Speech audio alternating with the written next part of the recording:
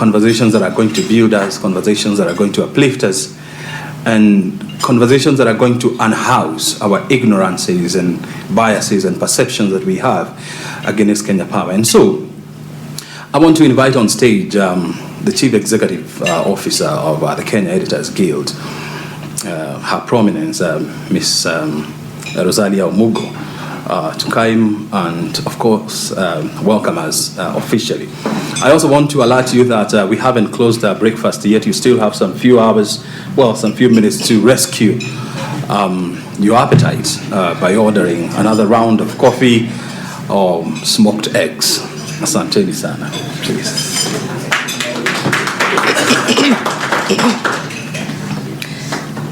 Good morning. Good morning. Let's give another round of applause for Brian.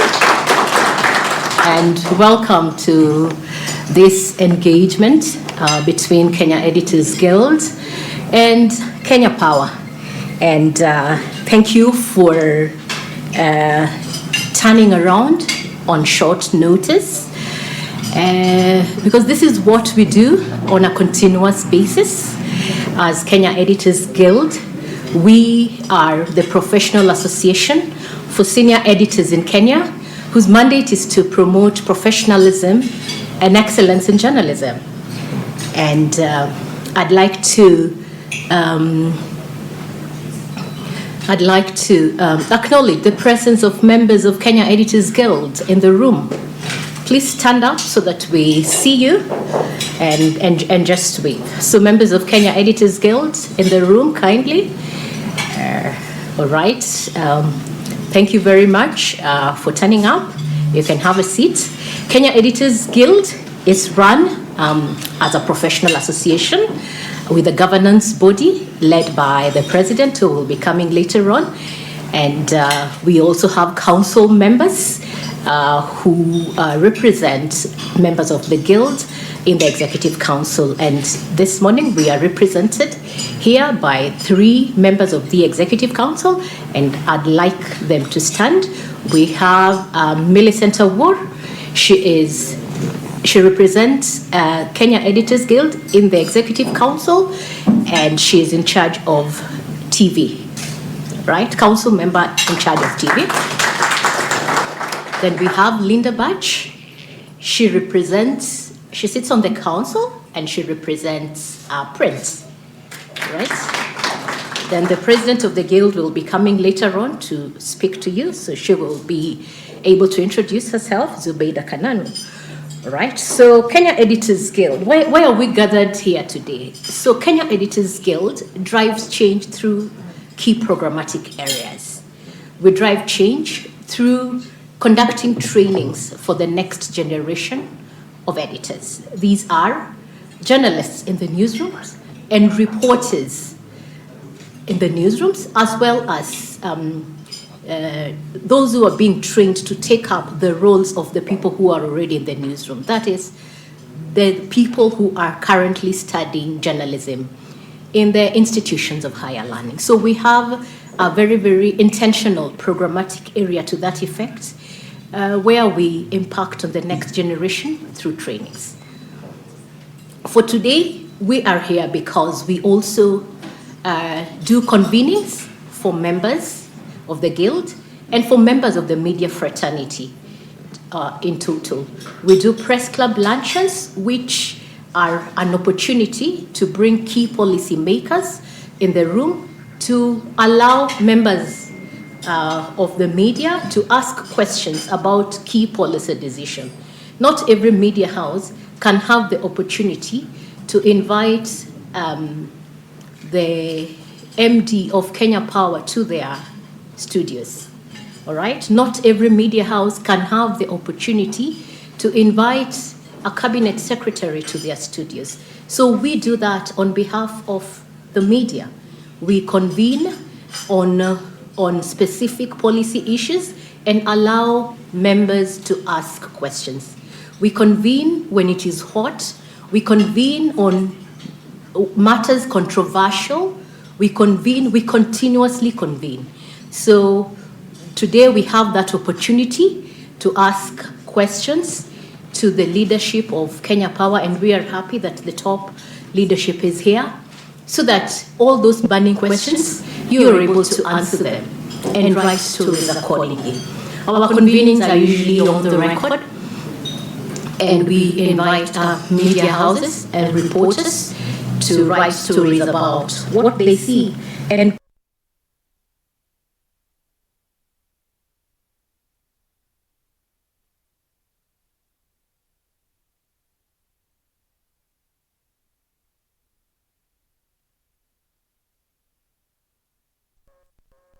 community members in their areas. We go to them. It's a program called Taking the Media to the People. So this is important so that we allow members of the public to understand how media operates, how editors make decisions, why editors write the headlines that they do, right? So that is another programmatic area of the Guild. And then finally, we also have the policy, research and advocacy segments where we intervene in matters affecting press freedom, in matters affecting independence of media. So where we feel that independence of media is being curtailed or being challenged or being interfered with, then it is our business to speak for the industry. It is our business to reach out to concerned duty bearers, to concerned institutions, to have dialogue with them. So we convene for the sake of dialogue. We convene to understand matters better so that we convey those issues to our members, to our constituents who are journalists. So this morning, we would like to then welcome all of us to this convening, and we would like to ask all the questions that they had, all the issues that they have been having with Kenya Power. This is the moment to ask. We'll have a session for Q&A later on, an engagement session, so that all the questions remain answered, so that we are not anonymously posting things on the social media. We have the opportunity to ask, and the Kenya Power has the opportunity to answer. So with those few remarks, I would like to hand over back and invite, is it O'Brien? But before then, one council member stepped in. Let's welcome Topesta Nabusoba. She is the council member in charge of radio.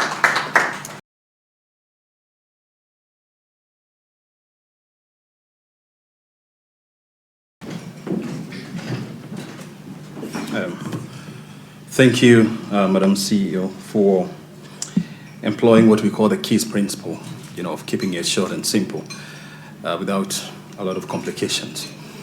Our story is told about a young man who married a widow, and then later on, his father divorced his mom, and unfortunately, his father ended up marrying the widow's daughter. Okay? So your father becomes your son-in-law. Okay? And then this gentleman went ahead and they got a son. And so this son becomes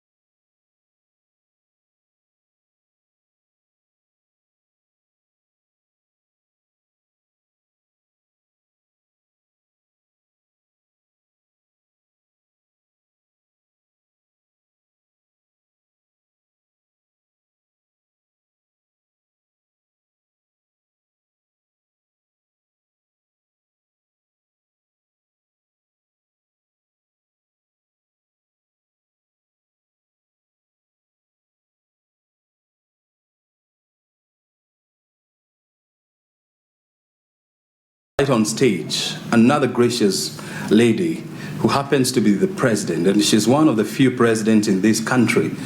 And the beauty about her is that she has not been nicknamed. We are living in an era where presidents are nicknamed. If you're not nicknamed President Wamashati, you are nicknamed, what is the name of that taxpayer during Jesus' time? Zakayo. If Zakayo is not fit, you are called who? I didn't say that, it is you, you say. Let's put our hands together for our president, Madam Zubeida Kanan. Thank you, please. Hey, O'Brien. Thank you so much for your introduction. Dr. Engineer Joseph Siror, CEO Kenya Power, the leadership of Kenya Power present, KEG Council members present, editors, and colleagues, ladies and gentlemen, good morning. I know where that love-hate relationship comes in, especially when it rains. Oh my goodness, Kenya Power will always trend. What's the relationship between rain and power in this country?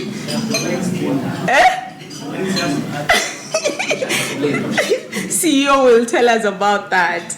It's a pleasure to be here as we engage in a conversation that is not just about Kenya Power, but about access to reliable, affordable electricity and the critical role the media plays in ensuring transparency and accountability. Electricity is the lifeline of our economy. It powers businesses, homes, hospitals, and industries. But beyond that, power is also about governance, service delivery, and daily realities of millions of Kenyans. In the past week, we have seen tensions between Kenya Power and Nairobi County over pending bills. This issue has now drawn public attention following the dumping of garbage outside Stima Plaza, an incident that is still under investigation. But beyond the optics, the core question remains: how do we prevent disputes between key institutions from escalating into public confrontations? How do we ensure that financial disagreements do not disrupt essential services?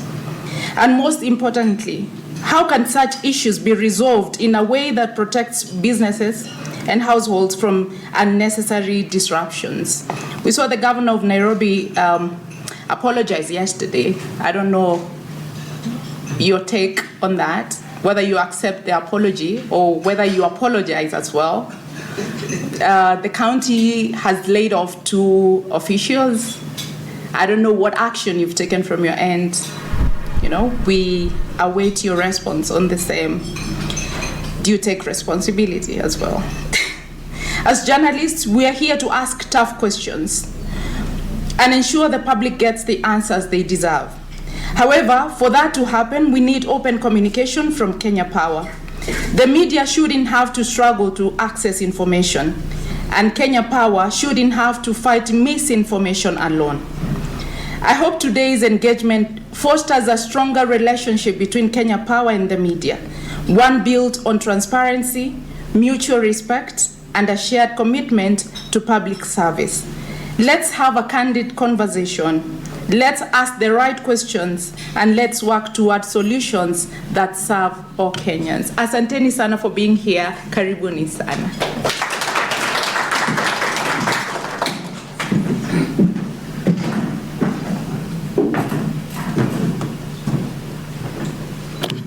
Thank you, Madam President, for reading from the same script with the Madam CEO. I think, you know, there's a beauty in having, you know, female at the top leadership, because you realize that, you know, they're making very strong statements, but in a very short way and in a very subtle manner.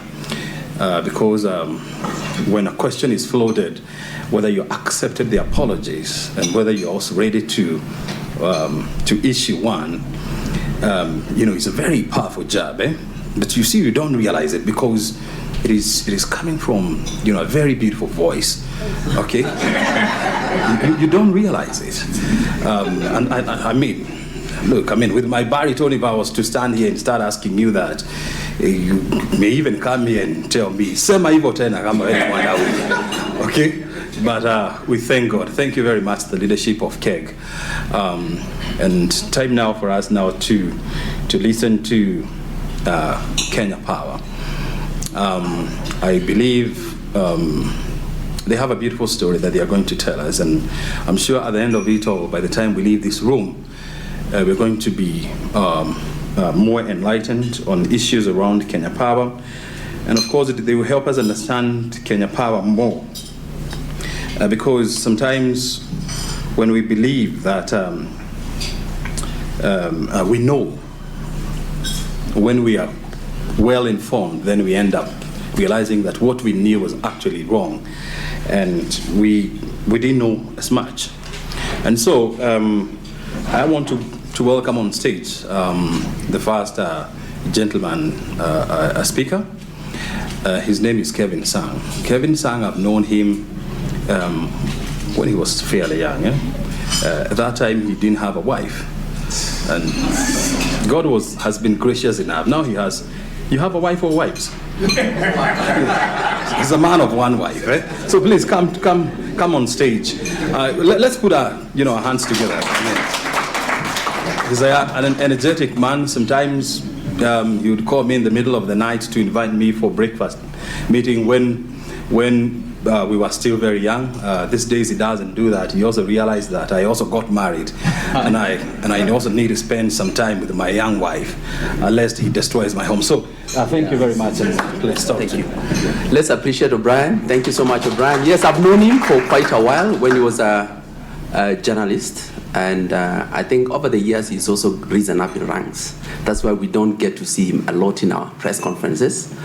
And indeed, we've had, I think he calls me on so many other informal occasions. And it's been a wonderful relationship for over, I think, more than 15 years or so. Okay, so, and all of you who are here today, I just want to appreciate all of you. And thank you so much for coming on very short notice. I do remember that we had a conversation with Rosalia on Thursday, in fact, Thursday afternoon, and concurred, and had an engagement with Zobeida. She gave us our blessing, or her blessing, that is, to put this event together, the first of its kind, on MD. We've never had an engagement with the Kenya Editors Guild, which is quite what? I almost said shocking, but quite disturbing, that we've always had very, very robust engagements with your operatives, the journalists who report to you. But over these 16 years, the much I know that I've been in Kenya Power, in the communications department, we've never had one engagement with the Kenya Editors Guild. So we don't take it for granted, and I believe that this is one of the first of many to come. And it's such a great honor. It's not usual to find, Zubeida seated here, the Rosalia, Macharia Gaido, of all people. I've never seen him in any of our press conferences. But you see, it's such a great honor. So we don't take it for granted, and we're going to ensure that this also becomes regular going forward. But before I invite the man of the day, our managing director and CEO, let me do some quick introductions so that then we avoid him coming to do the protocols. With him, we've had to, can you imagine, shelve our executive management committee meeting because of the honor bestowed upon us by the Kenya Editors Guild, Macharia. So don't take it for granted that today we've had to shelve the week's agenda, postpone it to another day so that we can be here with you. And we can clap, yes. We have some of the top executives from KPLC, the man in charge of power purchase and power purchase and planning, John Ihudia. Please, if you can stand up. Okay, so there is the one who buys the entire electricity that you have in your house. He's the one that knows how to measure and then bring it to the network. Okay, then the man in charge of the entire grid, okay, managing it, ensuring that it works for you or it serves you. That is today when you're on stage, sometimes you can actually be tempted to even forget. Yeah, but his name is Engineer David Mutitu. If I forget your name, doesn't mean that I don't know you. Engineer David Mutitu is in charge of network management, general manager, network management. And then the person who builds the network, substations that you see, the lines, the last mile projects that you see, we've connected to your village. Who brings it to you? It is Engineer Kennedy Owino. Please, Engineer Kennedy Owino. And then on the same table, we have the person that ensures, the office of the MD works. He's a technical advisor to the MD and also in charge of operational excellence. His name is Engineer David Siango. Engineer David Siango. And then behind the MD is our manager, general manager in charge of supply chain. He's the one that buys, the entire materials that we have, and also he's in charge of the entire fleet for KPLC. He's also advancing e-mobility in KPLC. So that is Dr. John Ngeno. And then on the table behind Macharia, we have also other managers. Engineer Richard Wida, in charge of billing, commercial cycle. And then debt manager at KPLC. His name is Frederick Karaoke. He's in charge of, ensuring that customers pay their bills. And I think one of you, because you're there, Immaculate, I have to introduce you.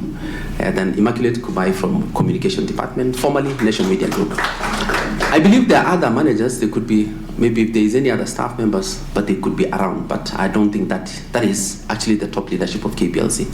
All right, so that without much ado, the MD has an engagement from 11 o'clock, but he wants to take time to really speak into some of those issues that you have raised, and especially Zubeida said, what happens when electricity does what? When it rains, where does it go? Okay, so and MD is going to articulate it very well. And it's not that Mutitu carries it. As people say, they make fun of us, that tunanuanga steamer, and then come and anika baadaye wakati jua inaanza kuwaka. And we want to disabuse those notions and also provide opportunities for us to ask as many questions as possible.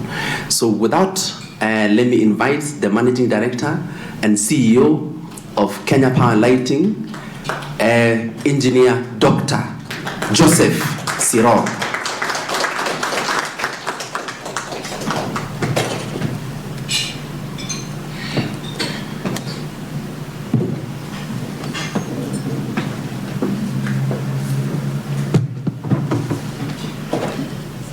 Good morning. Good morning. Let me really state that it's really my greatest pleasure to be here with you today. And maybe the question I would be asking Kevin, why did it take us this long? And I really want to appreciate all the comments that have been made by the CEO and even the President, and especially the fact that we don't have to fight misinformation on our own. I mean, we need that assistance. And we really welcome that great opportunity to partner together. Both of us, in terms of what we do, is very critical to this country. The role of the media cannot be overemphasized. It is really critical for any functional democracy. On our part, we cannot also underestimate the power and really what electricity services do provide. I think one of the jokes I've actually been giving is that about 5-10 years ago, if someone had a blackout or had an outage that lasted a day or two, it didn't look very long. But in the days we live in, I do get calls of somebody possibly who has, maybe there's an outage for about an hour, and the guy will actually tell you, I've had an outage for 2 weeks. And they are right. Because if you look at how that 1 hour is, it would really appear to be like 2 weeks, by virtue of the fact of over-reliance and very serious dependence on electricity. So I'm really honored to to have you people around, even as we engage. And as we open this conversation, which I do appreciate Kevin has stated that it's not going to be the last one. I think we are going to have more and more frequent. Maybe before I go to my presentation, you did ask a question of what usually happens when it rains. And the simple answer is that if we are allowed to clear the traces, and I think you saw the uproar that did arise not long ago when we started clearing the trees from near our lines. I do remember, and I really want to appreciate the role of the media in even the campaign that we had then, that when we started cutting these trees, of course, some are really seeing like KPLC standing against the environment, not really realizing that the reason why whenever it rains, people have outages is just that there are too many trees right close to the line. In fact, let me shock you, and this is really a very good forum, that possibly over 60 to 70% of the outages that individual customers face is because of the trees, just because of trace clearance. To the extent that if we are allowed to clear all the traces across the entire network, the issue of having outages would be something that is not very common.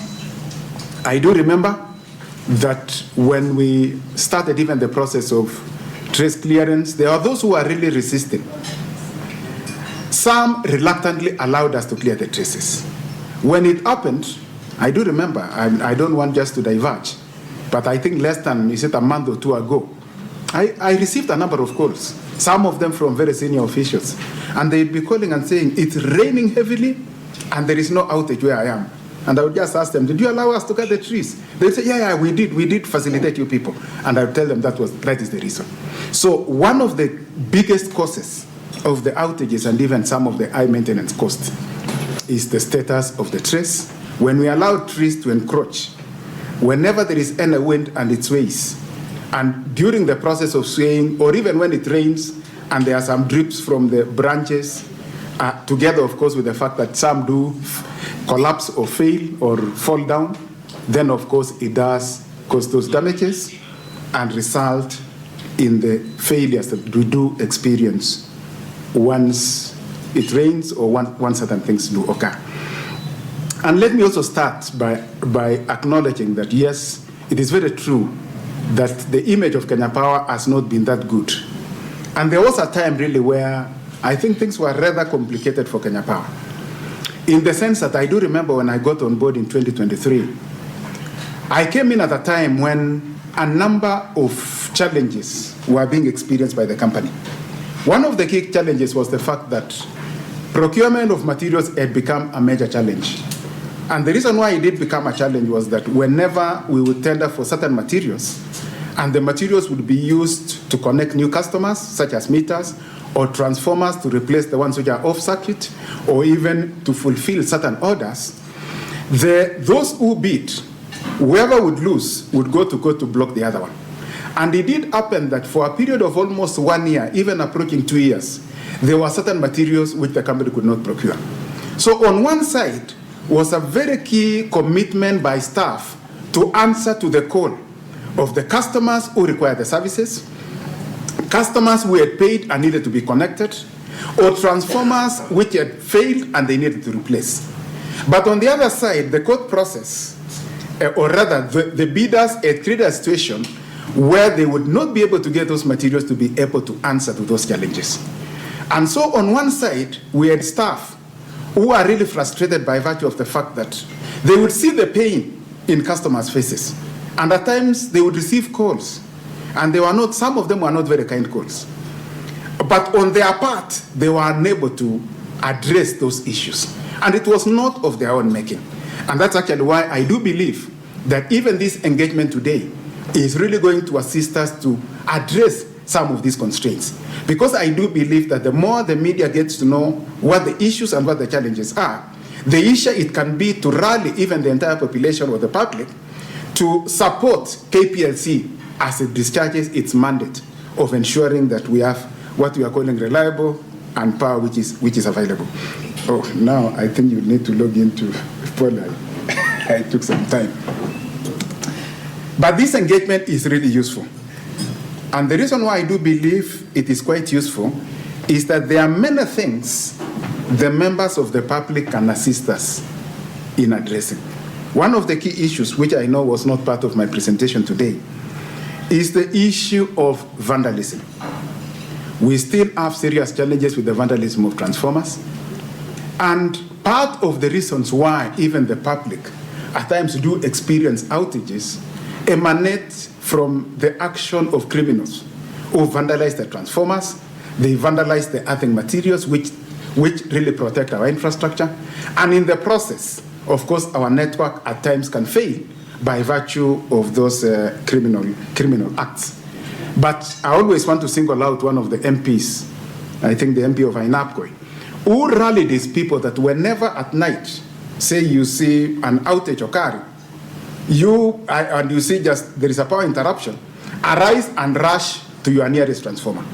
And in so doing, because all the customers who are connected are within 600-meter radius from the transformer, by him just rallying his people, so that whenever there is an outage at night, they all rush there, they have managed to prevent so many acts of vandals. And of course, in that, it ensured the communities continue to be served, and on our part, it ensured that service was not interrupted, and there was no serious damage to to our infrastructure. So those are some of the initiatives which I say that if we engage them all, and you assist us to engage the members of the public, then we can really work together towards the achievement of that available and reliable power. Now back to my presentation today. Who we are the energy solution provider of choice, and we are empowering people for better lives by innovatively securing business sustainability. The mandate of Kenya Power starts from purchasing bulk electricity supply. We are the single off-taker.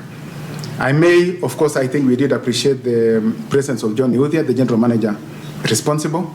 I think many other times the public think that the power we sell actually belongs to Kenya Power. I think it is very useful for the public to know that the power that Kenya Power sells does not belong to Kenya Power. This is power we buy from, of course, we have KenGen, the government entity, or rather a state parastatal, and we do also have a number of independent power producers. Together with that, we also do import power from Ethiopia, and we also get support from Uganda. We also now have an interconnector with Tanzania, where power flows in both directions. So that is the space where we get all the power that is eventually sold to the Kenyans. And that's actually why, even as we carry on the conversation, whenever anybody is really paying, they should be knowing that this is not paying Kenya Power per se. This is actually paying the entire energy sector. All the resources for the entire energy sector across the continuum of generation, transmission, and distribution and retail. All of it is collected by Kenya Power. The other function that Kenya Power does is power dispatch and the system as a system operator. This happens in Juja. This is where you have the national control system, or rather even the team that work with them to ensure that they match what is being consumed with what is being generated.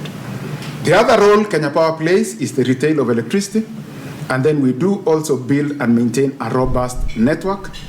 And of course, we want to have happy customers. That is our goal.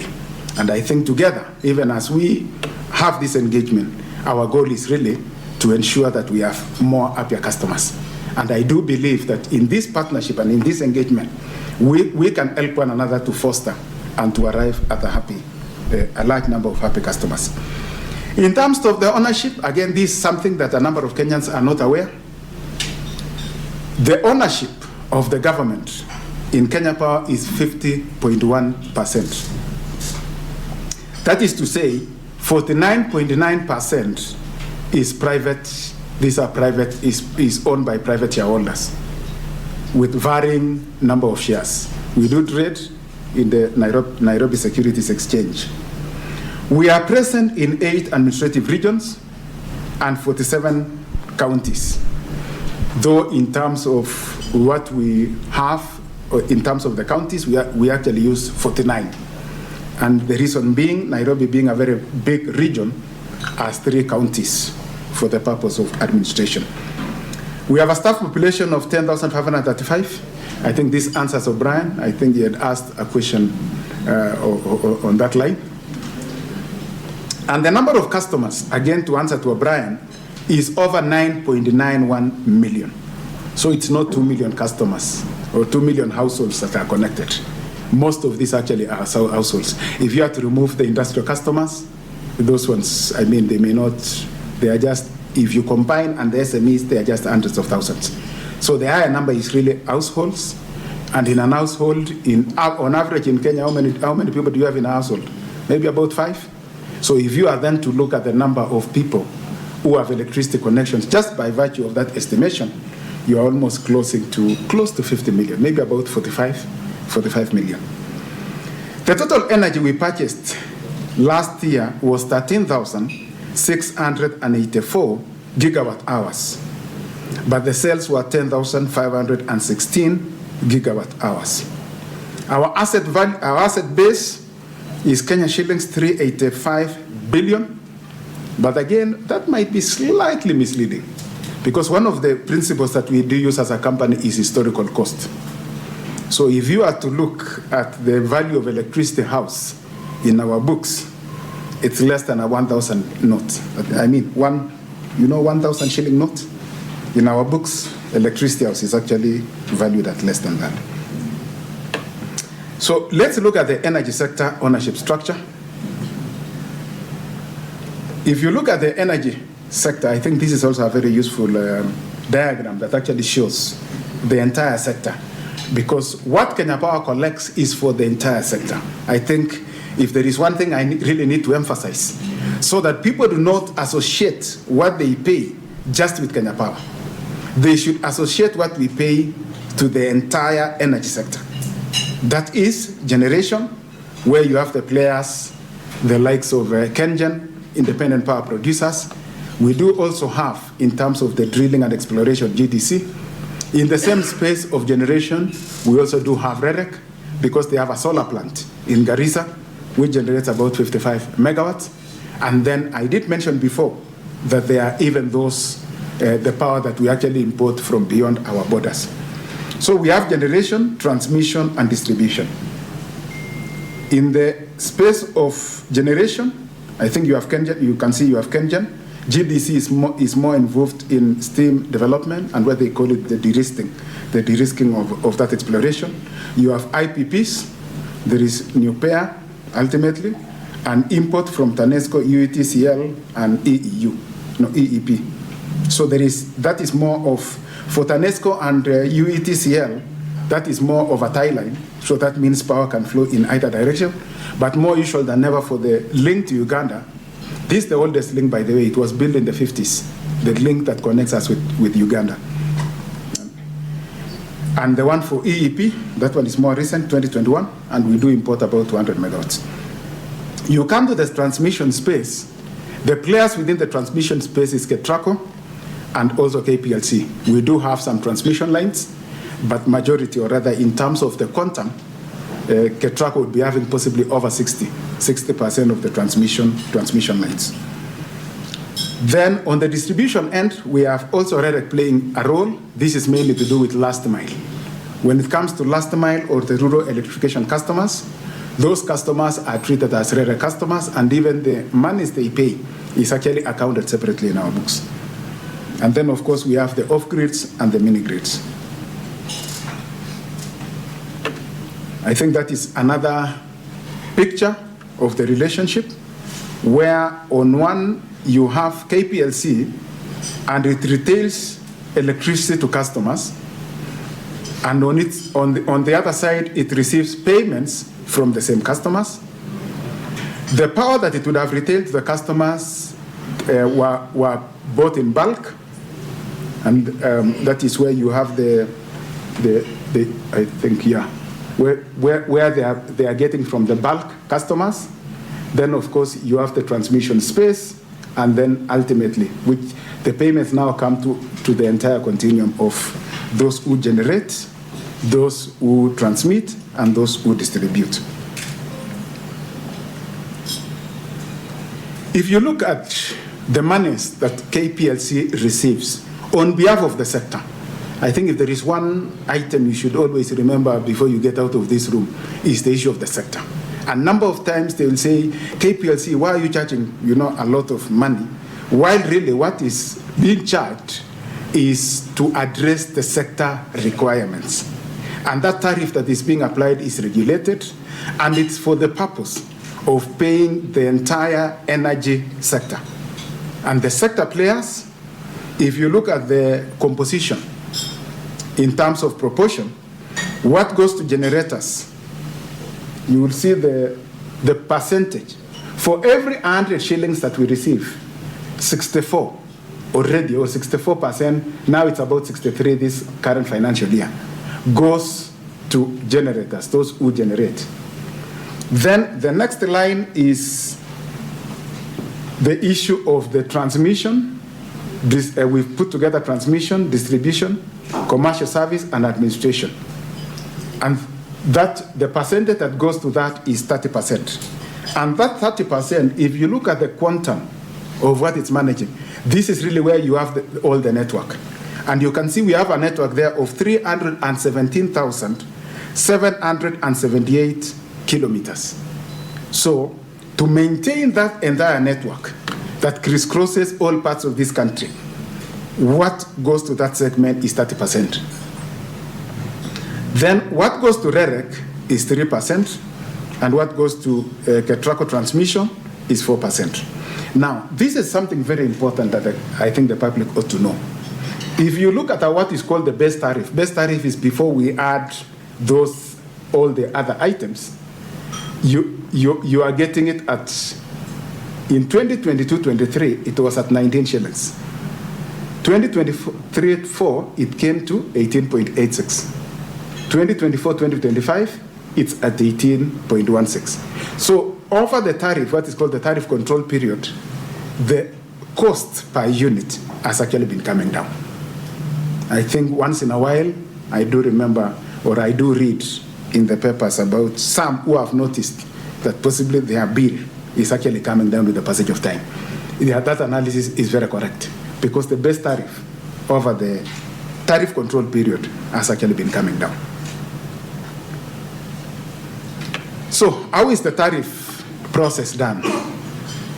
First of all, the legal instruments, we are guided and governed by the Energy Act 2019. And there is the Retail Tariffs Review Policy, which was developed in 2005. There is the government policy, Ministry of Energy and Petroleum and IPRA. And then there is the approved schedule of tariffs. So KPLC is mandated to ensure timely compilation and submission of a retail tariffs application on behalf of all sector entities to IPRA. So what we do, the role that KPLC normally does, is to receive the revenue requirements for those who generate, those who transmit, those who distribute and retail, and then we submit all of them to IPRA. And of course, in analysis and rationalizing that is when ultimately you'll get a tariff that is applied. Tariff consideration, these are some of the issues they consider, which is the economic, ensuring efficient resource allocation within the economy.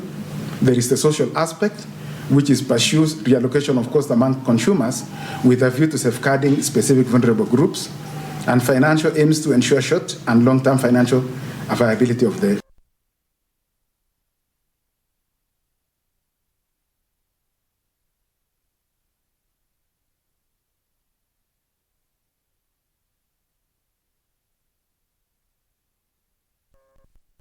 consume 0 to 30 per month. The cost per unit is actually around 12 shillings, maybe around 12 shillings and 40 cents. So it's lower than even what is there for the base tariff. And likewise, the 30 to 100, which is at around 16 shillings. So this shows the chart of how it's done, how the entire process for the retail, that is retail tariff, retail review process. So the things that do justify tariff review is power purchase costs, return on investment, tax and levies, depreciation, O&M costs. Maybe again for the sake of the public, what does happen is that, like right now where we are as a country, there are a number of plants which are coming up. This is to address our energy requirements. Currently, they may not be included in the current tariff. But by virtue of the fact that they are being constructed to answer to the demand that is, or the increasing demand of power, once they become operational, they also need to be compensated for the costs, one for the capital cost they have used, and also return on investment. So those are some of the drivers that are considered or that are used in reviewing some of these tariffs. Of course, over the period also, there may be those that are retired, in which case that means those ones, their component, which was going to them, will no longer be there. Depreciation, of course, is to ensure that the plants continue running or they are replaced. If you look at what eventually ends up as the end user retail tariff, these are the components that make or that build to make that. Some of it, if you want, whenever you ask for a detailed bill, you'll always see a breakdown of these particular components. So the number one is the base retail tariff, which, like I had mentioned before, has been coming down. And I think in the next, we are now, is it 18.16 and going to 17.9 something for the next financial year. So we have that base retail tariff. Added to that is now taxes and levies. So you have to pick the retail, the base tariff, you add the taxes and levies, and on the taxes and levies, you have the WARMA, you have the IPRA, and you have the rural electrification levy, and then there is VAT, that is on the taxes and levies.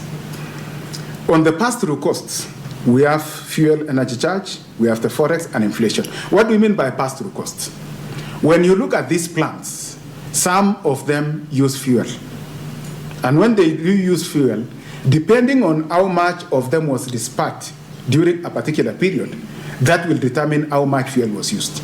So that is to say then, that in a period where all the other sources are really generating, we have a lot of hydro, we have a lot of geothermal, and then less fuel was used for that month, the pass-through cost for that month is going to be lower to that particular extent. But whenever now, like it becomes a bit dry, and maybe the hydros are not performing very well, so, and more fuel is used for that particular period, then the pass-through cost for that month is going to increase. So the pass-through costs are determined on a month-to-month basis. These are not fixed costs. These are costs that keep changing. The forex also is more to do with if there is any change in the exchange rate between the Kenya shilling and those other currencies. And I think it's important also for the public to know that the power that we buy from most of the IPPs is in foreign currency. And that's actually why you have that forex adjustment. So most of it is in foreign currency. Now, I think there is one of the things that is very active currently is the possibility of payment for way leaves by the energy sector. And we thought this is just an important conversation so that at least we get to know what would be the implications and what process will have to be followed if that is to be included. Maybe the background to this is that the tariff that we currently apply provides for all the components that we are required to pay for. And that is actually why I was keen to show the items which are in the current tariff and the current bill that you pay. So that is to say then, if it is such that the energy sector is meant to shoulder an additional cost coming from the way leaves, because I think this is one of the very active conversations, we just wanted to bring this illustration so that it's clear what would be the possible impact if possibly there is an engagement and it's agreed then that way leaves have to be paid. Because for us to be able to pay, it must be included in the tariff. You know, as it is, the items that we pay under the tariff are very clear, and those are the ones that we are paying for. So the current proposal, I think that we received, and we received from the county, is that we need to be paying way leaves at the rate of 200 shillings per meter. And the figure they use for Nairobi is 4,032 kilometers. So that is to say, per year, we are required to pay 806 million for way leaves. And if we expand that, because I think there is almost a common position and agitation that possibly it may be time the energy sector should shoulder the cost of paying way leaves for where the infrastructure passes. Though we do know that for most of the facilities that are provided, there is normally, even in a road, there is actually a place which is already provided for the purpose of the way leaves. But yes, we do have this figure, so we'd be required to pay 806 million shillings per year. Now, if we expand that to cover our entire network, because our network is 319,000 kilometers. So if we extrapolate and say now apply the same rate to the entire network of 319,000 shillings, the revenue requirements that we would then need to add over and above that which is already included, because this one is not included. And the reason why this has not been included is possibly nobody has lobbied for it to be included, or it could be the wisdom that some saw that it needed not to be included. But definitely in the Energy Act, it's very clear that nobody should charge any levy on energy infrastructure. But we are saying here, should that conversation come, then of course these are the possible implications. So the cost then per year of doing 319,000 kilometers at 200 shillings is going to be 63.8 billion. And anyway, somebody said by KPLC, yeah, but it's, yeah, in behalf of the energy sector. These are revenue. If it's added now to be a revenue requirement for the sector. And when we consider, if this is to be shouldered and to be incorporated into the tariff, the current tariffs are going to go up by over 30%. So the implication, if it is such that that conversation is entertained, and let's assume it's accepted, then what that would mean is that the tariff is going to go up by over 30%. And I do know from where I sit that the feeling really, because when you engage people, they're already complaining that the tariff is a bit high. And when you look at the possible impact it can have on the industries, if that was really to be incorporated, it might be a serious challenge for some of the industries to, or rather the cost of products from the Kenyan economy is going to be quite substantially high, and it may not compete favorably with other countries.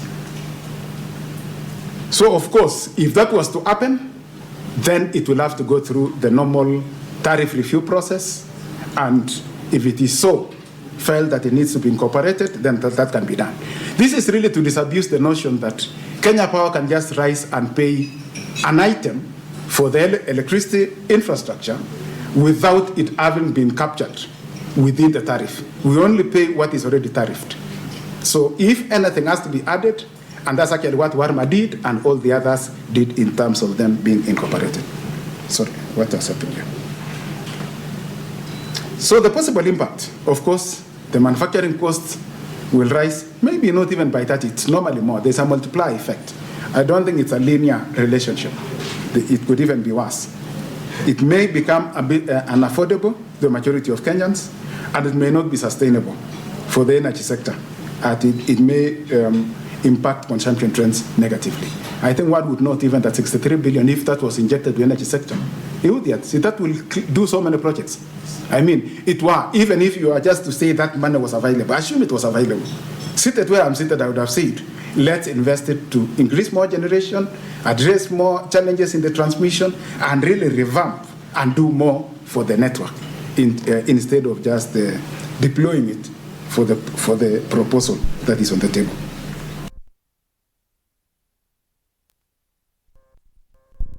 That we do have, where we are not paid on one hand, but on the other hand, for those who supply us this power, they normally penalize us when there is even a late payment.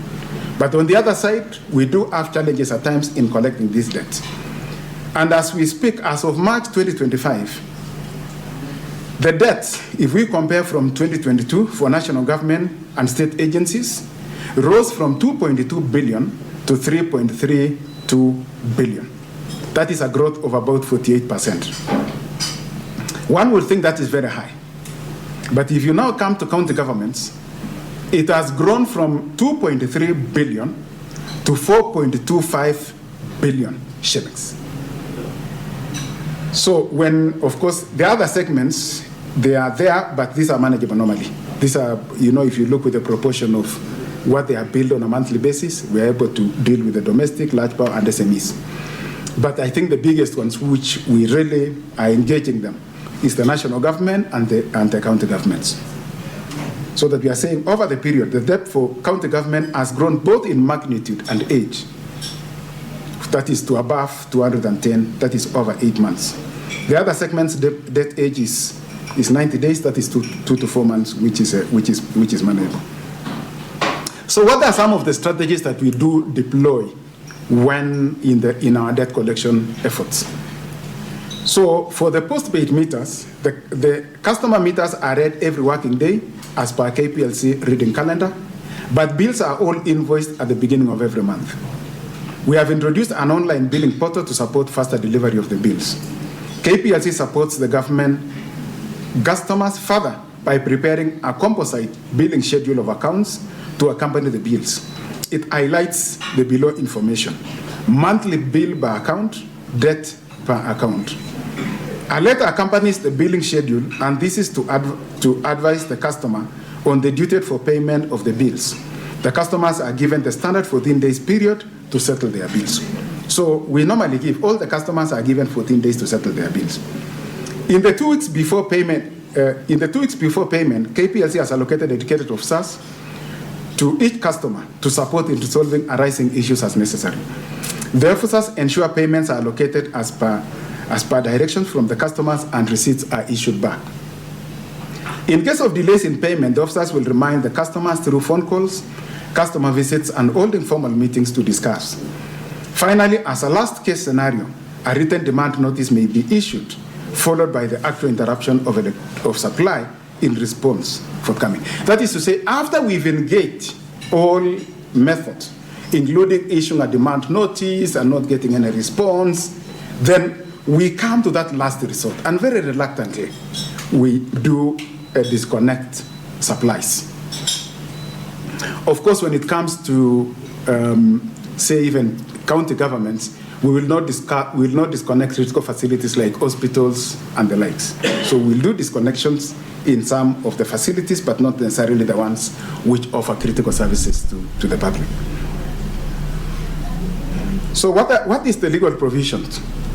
The power to disconnect the electricity supply to a customer who has not paid the electricity bill is drawn from Section 160 of the Energy Act 2019, and indeed the court orders in the case of Nairobi County Government versus Kenya Power and Lighting Company Limited of 2018.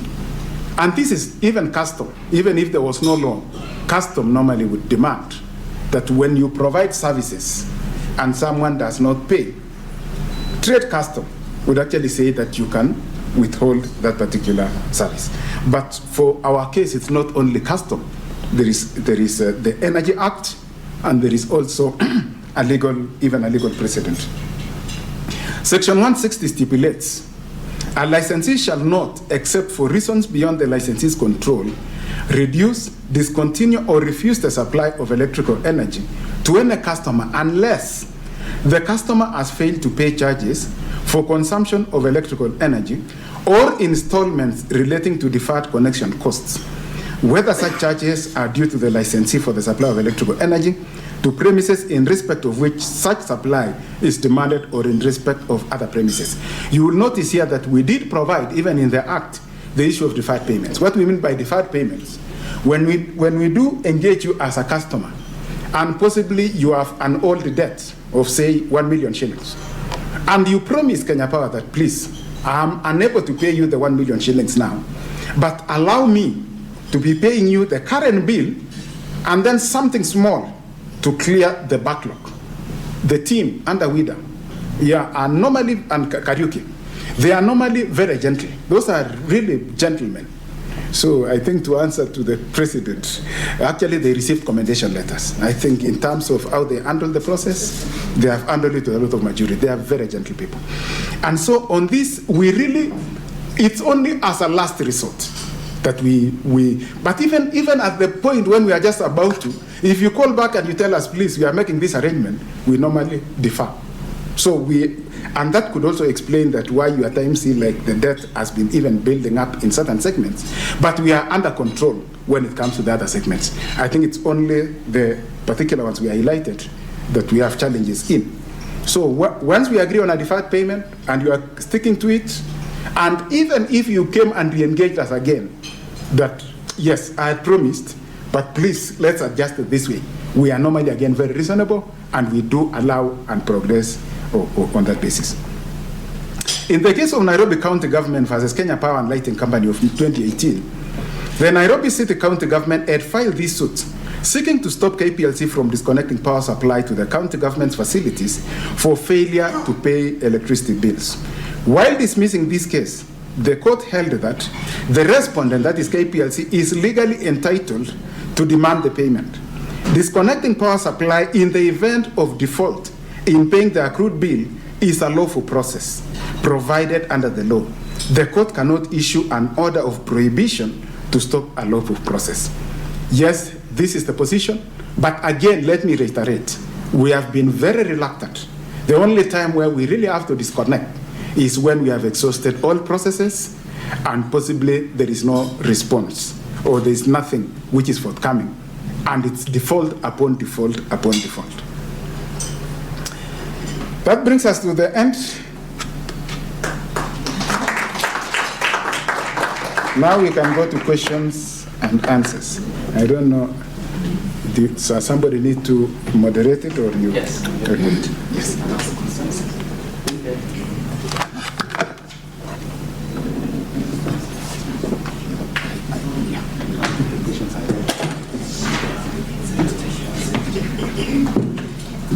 So, Brian, yes, you can do the moderation for questions.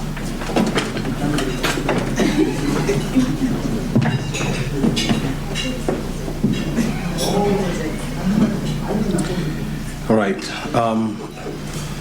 Let's give another round of applause to the Managing Director and CEO of Kenya Power for taking us through the process. And we must appreciate this fact that, Kenya Power has also gone through a turnaround of a sort that would leave any company broken. I mean, KenGen used to be part of Kenya Power. KETRACO used to be part of Kenya Power. REREC used to play the role, or is now playing the role, that was once played by Kenya Power. And so sometimes, even if we are too hard on Kenya Power, I mean, these are some of the dynamics that we need to focus on, so that sometimes we spare them the slack, but that doesn't mean that they need to sleep on their job. Kenya Power is a great institution in the Republic of Kenya. It's the biggest power distributor in the region. And so we need to be proud of this institution and see how we can strengthen the capacity and the role of Kenya Power in building the socio-economic fabric of this nation. And that's why we need to engage frequently with Kenya Power just to see how this can be strengthened. Granted, I mean, Kenya Power should be whipped when necessary, when they make the mistakes and when they make the wrong moves. I know the issue of system wastage or system losses has always been an Achilles heel when it comes to Kenya Power. I think it used to be 26%. Has it come down? Those are some of the questions that the CEO will be responding, among many other questions. I want to welcome a veteran for the state, a man whose image should be carved in the Journalism Hall of Fame once one is established. And this is Macharia Kaido. He has been around, he has seen it all, and so you can tell him nothing. Absolutely nothing. Macharia Kaido, please come over here and tell us something. Thank you. Well, Brian can be a bit extravagant. Anyway, mine will be very brief, and that is the job of an editor, to make everything brief, concise, and to the point. I've been asked to give what we call the inside take. And basically it is maybe give an idea of the perception from this side of the room. Just recently you went through some harrowing times. And I think everybody was rightly disgusted by the actions of the Nairobi County government in dumping some garbage outside your offices. But along the way, the narratives started changing. We saw the reaction from the governor of Mombasa. The Council of Governors weighed in. Some senators weighed in. And the conversation shifted, not from Nairobi County government's primitive behavior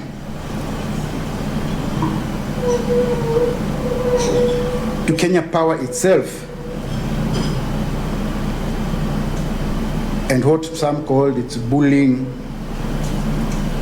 intimidation, heartless ways. And that is not just a perception of the county governments. I think by and large, it is a perception held by very many citizens.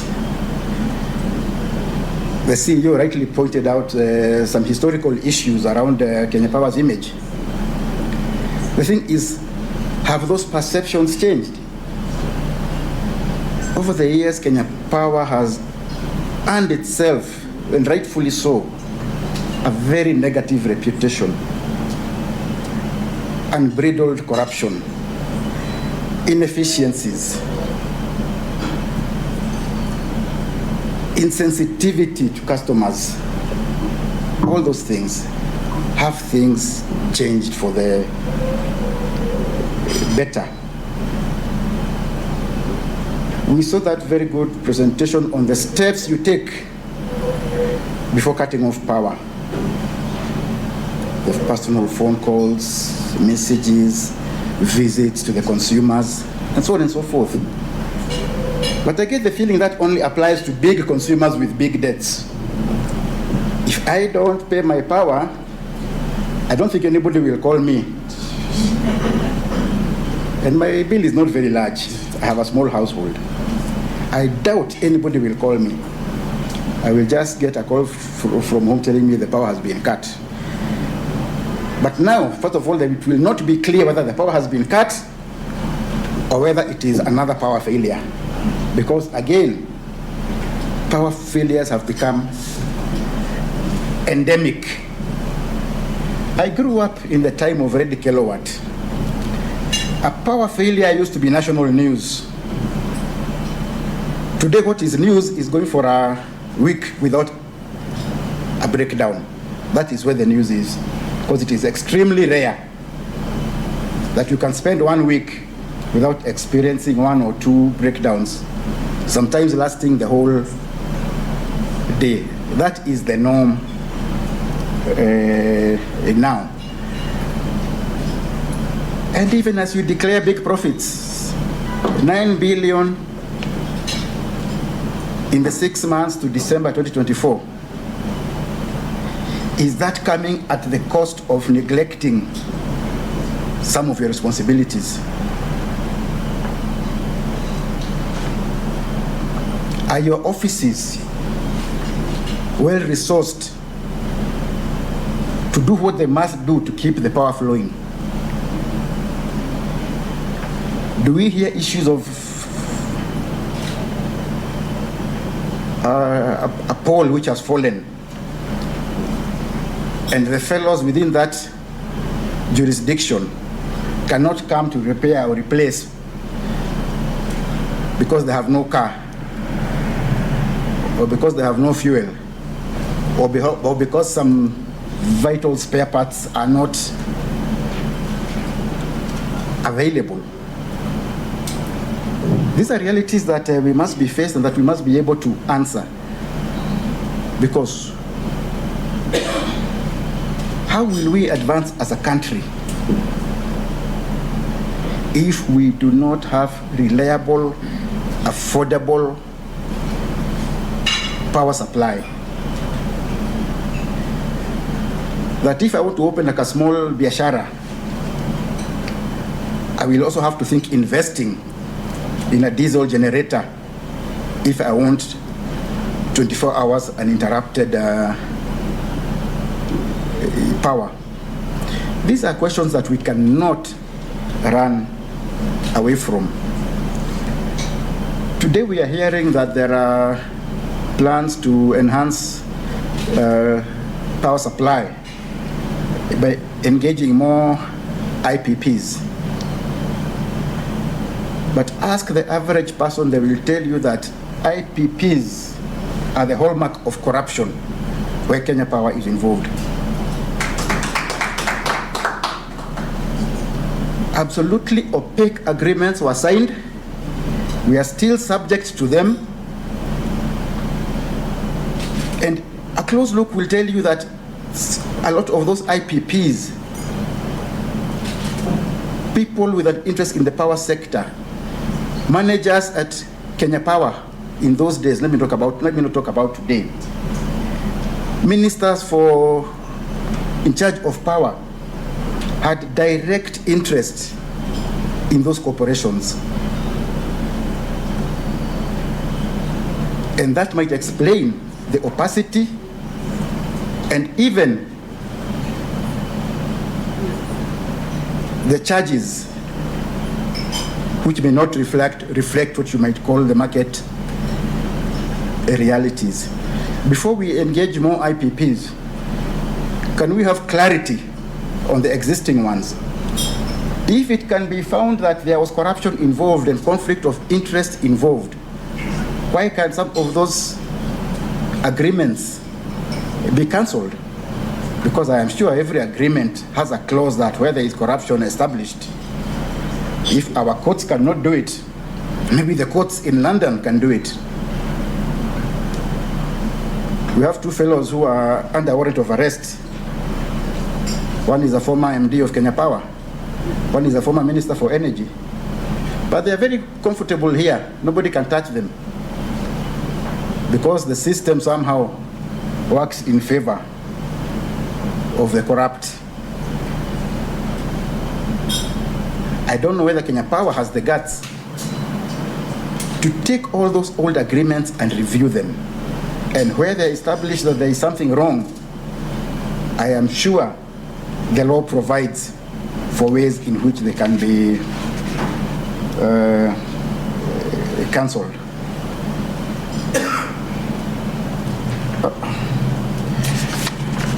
We'd like to have more clarity on that turnaround. I think the last 10 years, Kenya Power has been on the verge of insolvency. Well, even if not insolvency, but it has been making losses, some serious losses. And we really want to understand better. Some of us are not very literate in accounts and such things, but we would want to understand how that turnaround was achieved within such a very short time.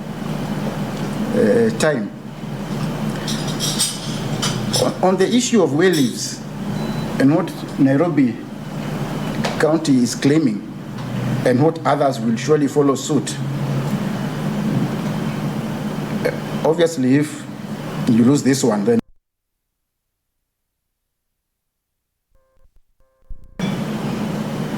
when it comes to public utilities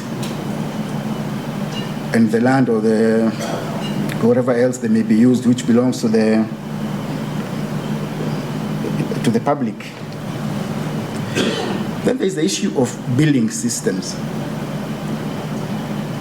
You know, we are always told pay first and ask questions later. But anytime I look at my bill, and I'm not alone, I almost cry, because nearly half of what I've paid is not going towards the towards the purchase of electricity. It is going to so many other things, some of which I may not quite understand. Now, we appreciate that things like taxation and so on, exchange rates, are not exclusively the preserve of Kenya Power. But the fact is that for members of the public, the only engagement when it comes to purchase of electricity is Kenya Power. They don't deal with KRA, they don't deal with KenGen, they don't deal with various IPPs. The only supplier of power they know, and they don't care about the finer details, is Kenya Power. What can you do to educate the public better on how these dynamics work? And what can you do to settle that historically bad and negative image? It will not come from declaring profits of 9 billion. I think it will come from providing quality, seamless service, and also understanding the plight of the ordinary electricity consumer, that he too may need a break when unable to pay his bills on time, that he too may need a proper explanation when he feels that his bills are being, when he feels that he's being fleeced. I have a neighbor where I stay. The other day she came to me, what can you do? She's a widow, no, she's divorced, she lives alone. Her electricity consumption is probably something in less than 10,000 shillings a month. I think it was closer to 6,000. All of a sudden she gets a bill of 200,000 for 1 month. She goes to the local office. They tell her, no, you pay first, and then we investigate. She doesn't have 200,000 lying around.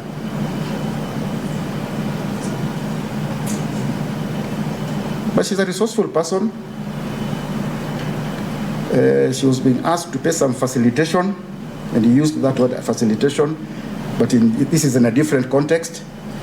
Anyway, she managed to reach somebody who she knows at Kenya Power headquarters. They came, they checked, they gave her a new meter, what they call a check meter, all these things.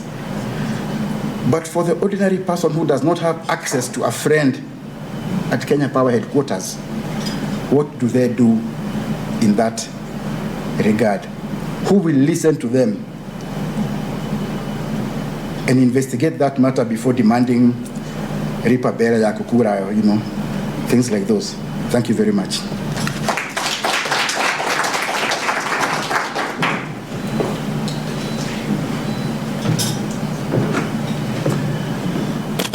Thank you very much, senior in the industry. I told you, who remembers Red Kilowatt? Who throws such words, in a conversation, Red Kilowatts?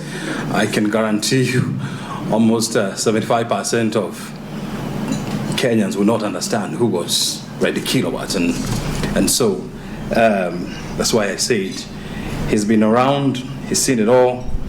And if I was a Gen Z, I would say, hawezi ni show any. That's what they say. Okay? So, ladies and gentlemen, in the interest of time, we're now getting into that critical session whereby we are going to raise questions, and then I will give Kenya Power team to respond to these questions. Already,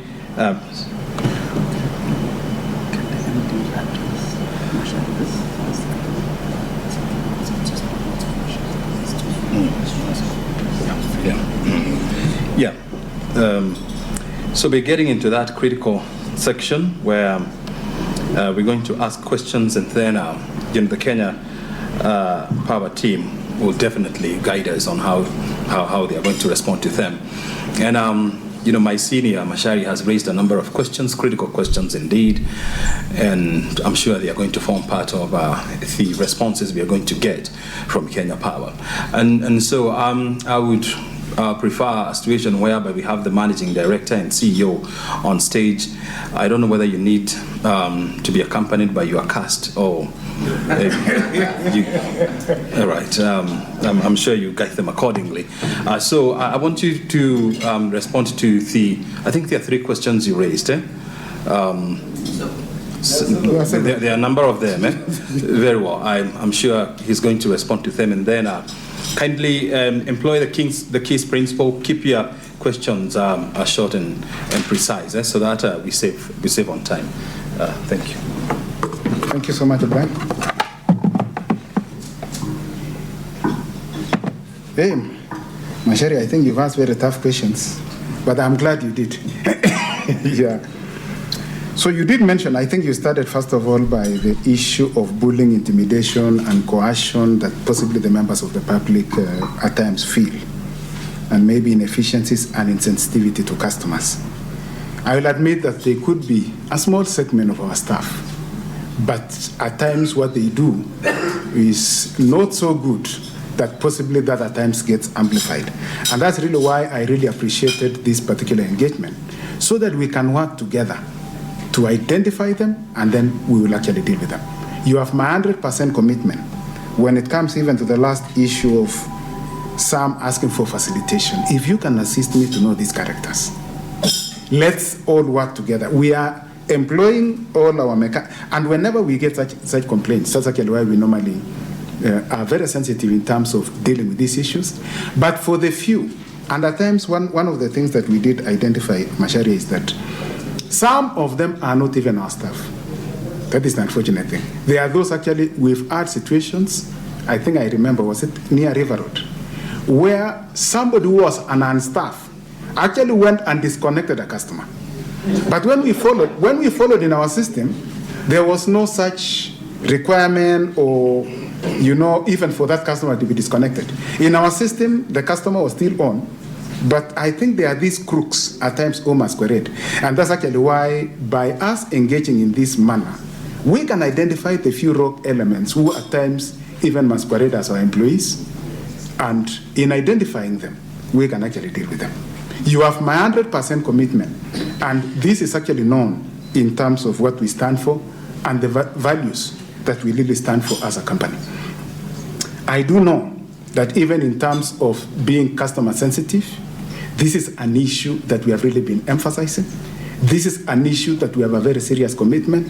And that is actually why when there is one or two, and indeed rallying everybody together, we can deal with a few rogue elements.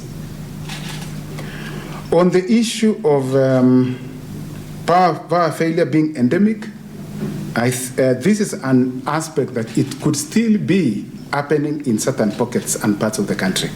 But I think possibly even if you are to look at today's papers, or if you are even to check on our handle in Twitter, it will actually be identifying areas that we are taking out today. And the reason why they are being taken out is really to revamp and to deal with the network. And maybe just for the sake of the members of the public, whenever we are addressing some of these challenges, there is always a turnaround between the time that you order for these critical materials to address the network issues.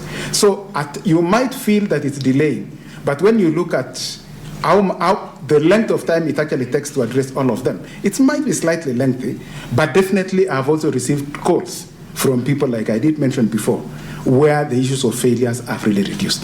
But we are closing in. There are a number of places, and I think if you keep reading your news, you'll always be seeing there are places which are out today, maybe from 8 to 5. Those are mainly aspects of dealing with revamping the network and actually dealing with the challenges so that they are well addressed. On the issue of the fleet, that is actually an area I do know that even when we are engaging National Treasury, I think there was that circular times that you need to reduce by a particular amount. One of the key areas we are really addressing them is ensuring that our budgets are whole in terms of especially the fleet. That was one of the lines, because we do know that our network is rapidly expanding. And that may also explain part of the issues that we have right now, is that if you look at the network size at the time of ready kilowatt, and right now, our network has expanded so much.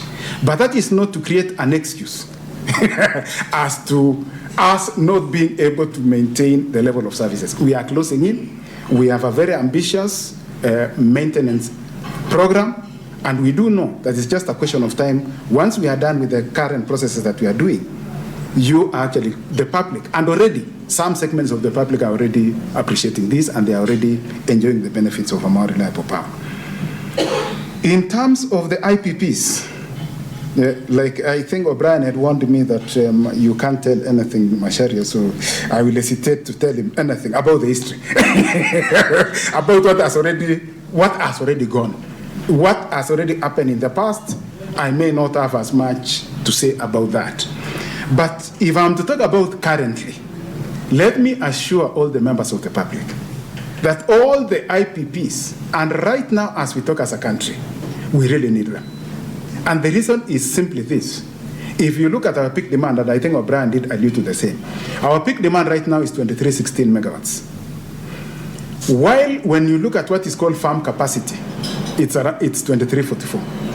You can never run a network. The optimum, what is called spinning reserve. What I mean by spinning reserve, the difference between your peak demand and what you have as farm capacity should be 15% above.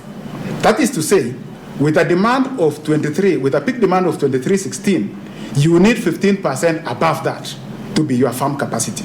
And the reason is simple. And that could also explain some of the challenges. In any network, anywhere in the world, there will always be bound to be a failure. Something would fail. A generator will fail. A line will fall. But the difference between your ability not to interrupt services is now defined on a generation front per spinning reserve. That is to say, if we had 15% above, that would be almost maybe around 350 or 400. If you lose a generator in, say, Olkaria of 100 megawatts, or you lose Lake Turkana, the wind power in Sarima, the moment it gets off the circuit, or maybe let me explain in layman terms. For a network to remain, there are two things that have to be maintained. Number one is frequency. And frequency, the Kenyan frequency is 50 hertz. And then you have to match the demand and generation. That is, you must be able to generate the power that is equivalent to what the people require. So assume at this point, you are generating 2300, and 2300 is being consumed. If a generator at that point, say 300 megawatts, gets out, say collapses, so that would mean on the demand side you have 2300, on the supply side you have 2000.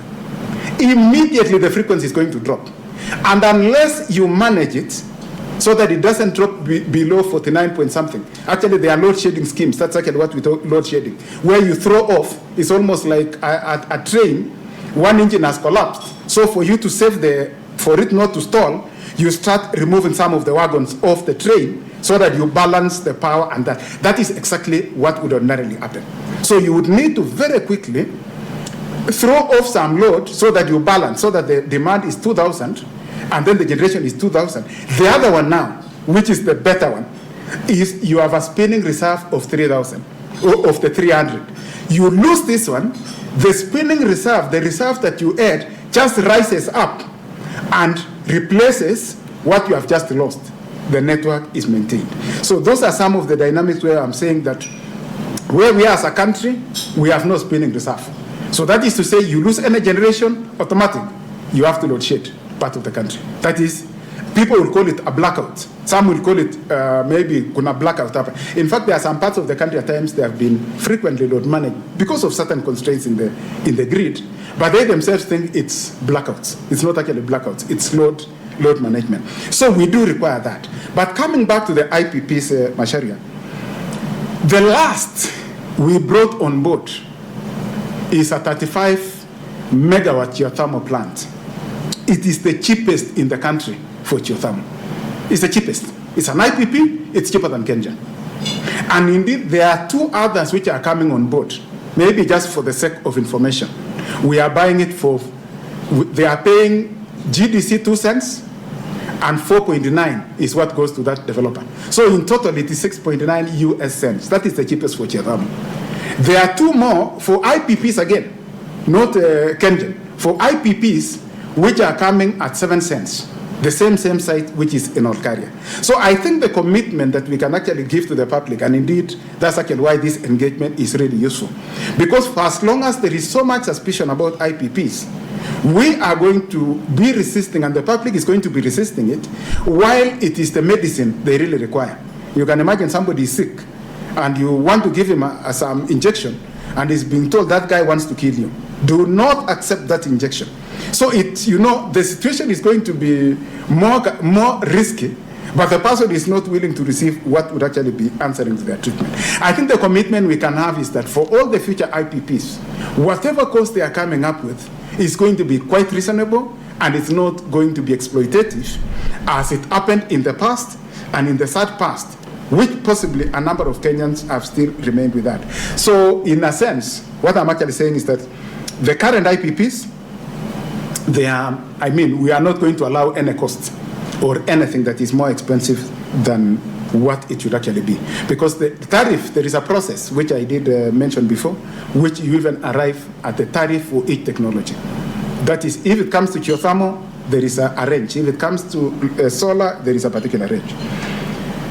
On the turnaround for KPLC, maybe one of the things that I could answer here, and this is a very good question, and I think you are representing a number of Kenyans who really, I think when we announced our 30.8 billion profits for last financial year, there are a number who really thought that these were fake. I mean, it cannot happen overnight. And then again, of course, we did announce 9.97 billion half-year profit. I think we may have reduced. If there were, say, 10,000 doubters, by the time we came to half-year, maybe they reduced by another 7, maybe we still have a few. But the whole issue, and if you look at what has really happened, there are a number of interventions we have done. One of the interventions is that, of course, we've connected more customers. If you look at the number of customers that time and now, the number of customers have increased. Another issue is that if you looked at the results for the previous financial year, that is 2022-23 financial year, you would notice, if you look at the financials, that we had actually made 19 billion profit. The profit for 2022-23 was going to be 19 billion. But the finance costs was 23 billion. This is mainly, maybe in layman terms, let me put it this way. If you look at our obligations in terms of paying our generators, paying for the generation that we buy, and repaying some of the on-land loans, because KPLC still has some on-land loans which are used to undertake certain projects. In dollar terms, it's about $1 billion. Let's use $1 billion for illustration. So that when you entered the year 2022 June, the dollar rate, I think that time was about, it was about 118. It was about 118 shillings to the dollar. So if you looked at our debts position as of June 2022, you would have said we owe 118 billion. Now, come to 2023 June, the dollar is going to around 142. So without doing anything, even if you had paid, you would now appear to be owing 142 billion. These are the financial requirements. I think it should be IFRS 16, which requires for you to reflect the value of loans according to the exchange of that particular time. So it then appeared, even without doing anything, that our debt had increased from 118 billion to 142. And if you now look at that, this is what wiped away all the 19 billion profit that we had made and pushed us to negative 4 billion. So the only difference now when we came to this other financial year is the currency was fairly stable. So yes, we were impacted a bit by finance costs. I think it came to around 4 billion. So instead of being hit by around 23 billion in this other year, the hit was just about 4 billion shillings. And I think members of the press, you would actually recall that this past financial year, the dollar exchange rate has just been oscillating around the same place, 128, 129. It has just been around there. So by that currency stopping, then the real fundamentals now become quite evident. And even another issue that if you had wanted even to check more, is that we have even reduced in terms of the debt payments. We are almost current in a number of repay, or rather even paying some of the IPPs. Because during this period, we had serious challenges. One of them was the fact that we had a lot of Kenya shillings and we could not even buy the dollars. Yes, the dollars, they would be told you it's 160, 160, 162, but we couldn't even get those dollars to be able to pay the IPPs. And maybe on a different and also related note, one of the things that did happen for KPLC, say even if we were to start from 2020, is the fact that really financially they are not doing well. And one of the things that they had to seek for was a moratorium in terms of even repaying the online loans. Let me assure the members of the public that when the first moratorium ended in 2022, another one was requested for, which expired in 2024 June. From 2024 July, we have actually been now repaying the debt. So that in itself is a very clear demonstration that there are a number of things which have changed. I may not go into a lot of detail, but we are definitely revamping the network, dealing with some of the challenges that used to lead to longer outages, and a number of a contribution of all these issues and increase and focus on efficiency. And a number of them, of course, also going to smart meters, increasing more of the prepaid, doing more inspections. There are a number of factors which have all contributed to this turnaround. And I do know that, yes, even as we head to the month of June, when we'll be announcing our results, I hope to have cleared all the doubters in terms of them doubting our financial position as a company. So I think, but if there is still more engagement that we need to engage more, so where we can go into more detail, I would really want to welcome that. On the issue of some customers getting exaggerated bills, we are really open. If there are such instances, we are willing to deal with and be more responsive. You have our commitment, members of the press. You have, and indeed to the general public. We are really committed to seeing our satisfied customers. And we are so committed to that. And the message we pass from all the way up down is customer is number one. And we really value our customers. On the image issue, I think that is something that we are really dealing with. But we do know, like you commented, that our image is going to be better, more and more better as we deal with the challenges in the network and as customers get satisfactory services.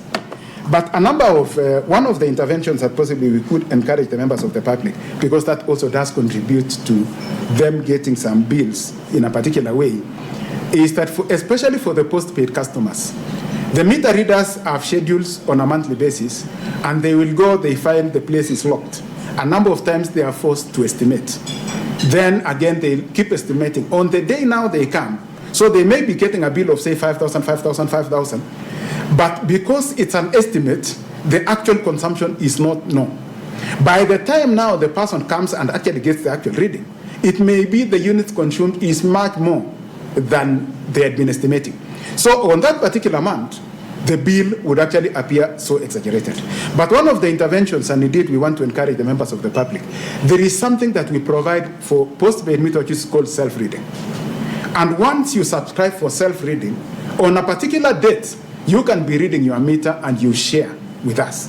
When you share with us, it's going to be billing you, and you are not going to have a challenge where possibly at one point you've been paying a low amount and then it increases.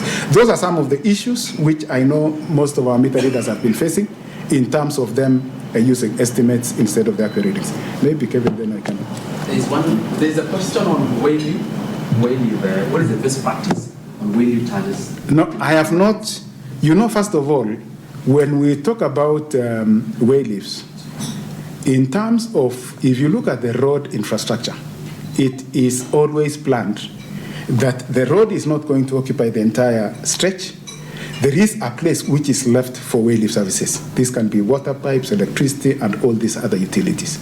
That one is provided in that particular manner. I have not really scanned across the, what is the global practice, but definitely the only thing I can possibly speak to is if it was to be implemented. If we were to be charged, say the 200 shillings per meter for every place it traverses, the impact would actually be massive in terms of, now, I think besides, Mashari, I think you did comment that when you look at your, the breakdown of what you've paid, you saw a number of things which are encroaching there. Now, if the whaley's were going to be paid for, I think that may be the biggest singular item you'll actually be able to see in your bill. And so that if you had been paying about 5,000 per per month or 10,000 per month, possibly that would actually more than, it may go to around 16 or 17,000. So that is just the impact if that was actually meant to be payable. But it is something definitely we can establish and then we can reward. Thank you.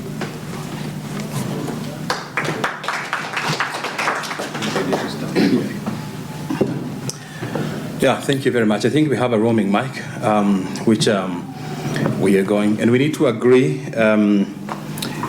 How many minutes do we give this Q&A? We are meant to be out of here at 10:30, right? Now I can see it's 10, so we have 30 minutes. I think let's plan to wrap it up, the Q&A session, in 15 minutes. 15 minutes is okay, sawa. So keep it short and simple. And I want to ask the first question.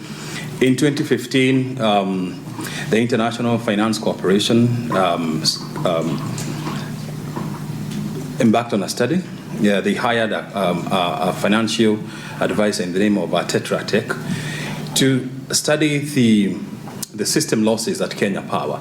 And they came up with a report that said that at that time, system losses were estimated at about 18% of the entire power transmitted. When I look at the current statistics that you gave in December of 2024, this has gone up by about 23.65%. I would want to find out, despite significant investment in renewing and, of course, modernizing your infrastructure, why do we still have system losses going up? I would want to hear that. The next question goes to... Here. Yes. Yes. Thank you. My name is Wanyama Chebuse. First, to Ape Congole Kenya Power, they have done a nice work. Honestly, this power, they could be experiencing teething challenges lakini wanafanya kazi nzuri. Let's applaud them. When engineers Roll took over, there's a lot of hope in you, engineer, if you don't know. But then I was still in the newsroom, and there's a lot of hope in you, especially in turning around Kenya Power fortunes, in terms of even looking at the HR practices at Kenya Power. But as we are talking, speaking as an investigative journalist, as we are talking, the employment biodata at Kenya Power does not represent the face of Kenya. Aside from that, 40.3% of employees at Kenya Power are dominated by 2 tribes. So that the rest come in there. That in every 10 employees, at least you would get 7 of these 2 tribes and the rest of the Kenyans. What has happened? Why not throwing in light there? Thank you. No. The second one. All right, please go. The second one is about, there is an ambitious program that Kenya Power has started called internship program. This internship program codenamed Retain, Attract and Retain. This was meant to be effected by the Kenya Power Board. But at some point, some opaqueness came, and the contract has been slowly and secretly being given to an individual to effect this program. People are concerned. Why is it that there's a lot of opaqueness in Kenya Power, especially on such an ambitious program? Thank you very much. Yes.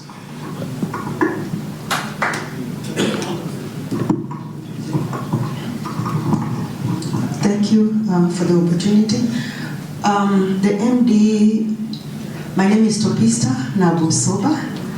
The MD indicated that the ownership of KPLC is 50.1 by government and 49.9 by private entities.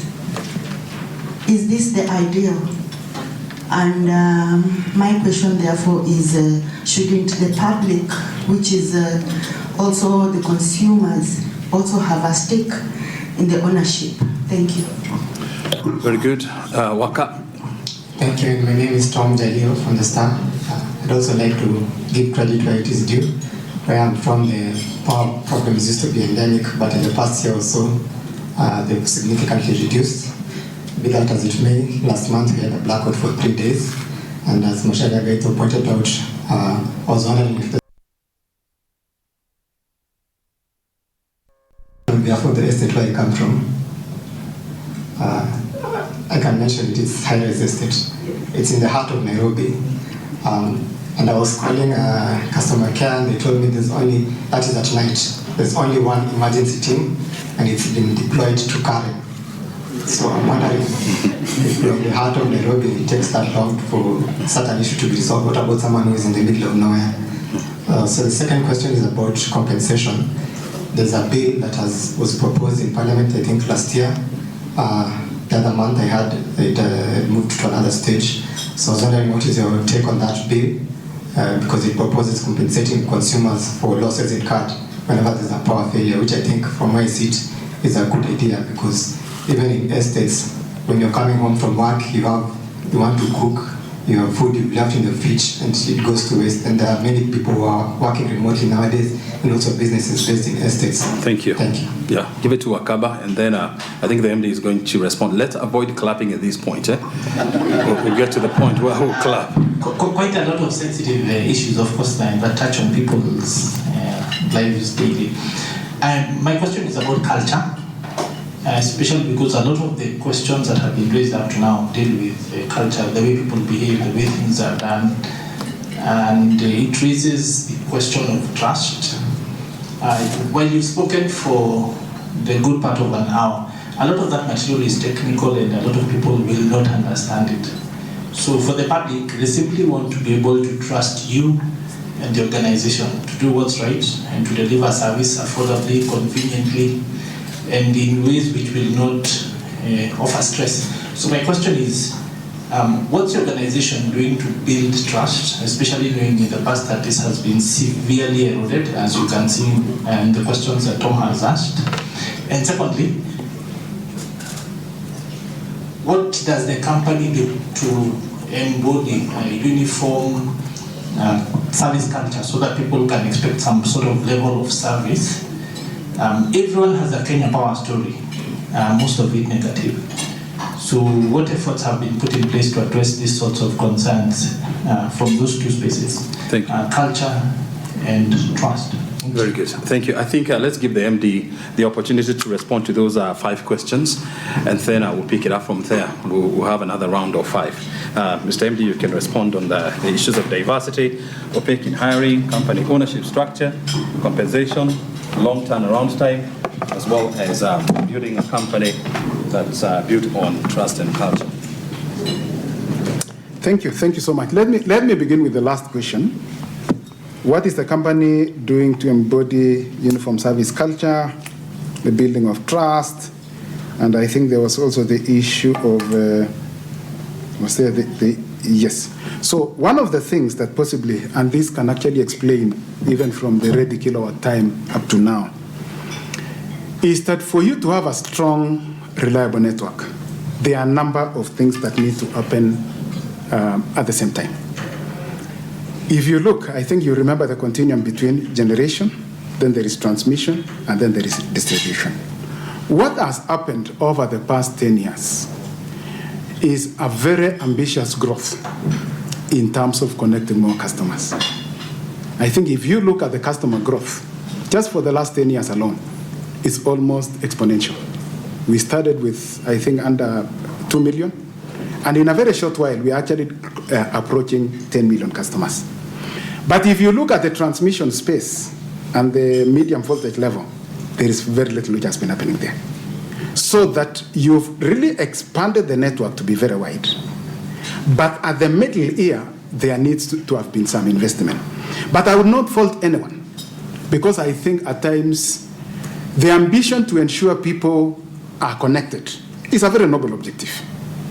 But that did happen with the fact that more of the investment was directed towards connecting those customers, and little investment was actually done on the transmission space. So that even if we are to answer to the question of penalties, for example, for the quality of service, the issue would be Is the state of your network in a position to guarantee that? And I think my answer from where I sit right now is no for some areas. Because what is the practice? Let me just explain. What is the practice? If you want to provide 100% reliability, what are some of the measures that you do? The measure that you do is you ensure all the customers are supplied with redundant links. What do I mean by redundant? Right now, most of our lines are radio. I don't want to sound technical, but let me just put it in layman terms. You have this one line or one feeder leaving a substation, and it goes in one direction. Now, all the customers are on that feeder. That is the ones which are being supplied there. In the event this feeder, any interruption or a tree collapses on it, all the customers downstream are affected. So how would one correct that? You provide what is called redundancy. What does it mean? In place where you had one line, you provide other lines so that if one collapses, the same customer is supplied from the other direction. What does that call for? Investment. So that, yes, as it were, one of the things that we are, and this we are actually doing in Nairobi, there are some places now where we are creating these redundant links and the likes. But for the larger network and the larger expansion, the resources have actually been directed to connecting these customers. But from where we are as a company, the thing that we then do is to ensure all these radio lines, the trace is cleared. If there are some loose connections, those ones are dealt with, and that's actually the current program that we have. So in a sense, yes, we are getting there. But the issue would be, there are certain areas where by virtue of the infrastructure which has already been installed, we can guarantee a certain level of service. But for other areas, we still have that particular challenge.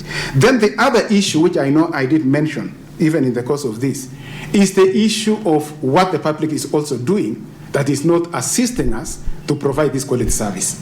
One of them, of course, is the issue of vandalism. We still do have areas in this, especially in this city, where we have illegal connections. People who are just possibly, especially at night, they may hook onto the LV line, and it interrupts the customers in that area. Of course, this would not be an issue really which is emanating from KPLC per se. It's by virtue of the customers who are in certain parts of the country. So yes, in terms of building the trust, I think that is one thing, and I think my top management would actually repeat the same, that if there is one thing that we have really been focusing on, and it is the issue of the quality of service and the way we respond to our customers. And I really want to believe that if you are to compare us, maybe 2 years ago and now, we may have improved. We are not quite there. We are not, definitely I own up, we are not quite there. But we are on a journey towards it. And we have been very stern. Those of our employees who we find have errant behavior, we've normally been willing to assist them to exit the company. And maybe even, because we are not very evil, we even suggest to them other business ventures they can go and try, such as going to grow maize or coffee or their likes, even as they actually exit the company. Tom Jalio, yes, you indicated that, yes, the quality of service in your area improved, and I'm happy about that. In due time, most of the others, I think when we have the next engagement, Kevin, I think we can run a comparison. Maybe one of the polls you should be conducting is how is the quality of service in where you stay. Then we can be comparing as we have further engagement. Because I can assure you, be assured that the quality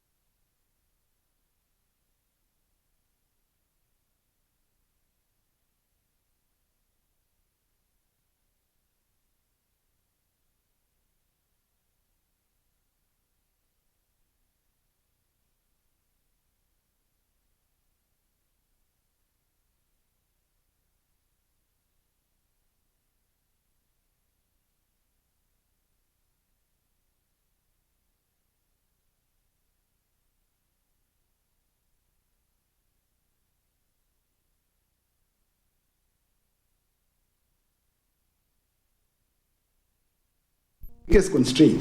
And indeed, even the quality of service is going to be impacted. We are doing as Kenya Power at the distribution level the much we can. But that much that we can will really be impacted by the status of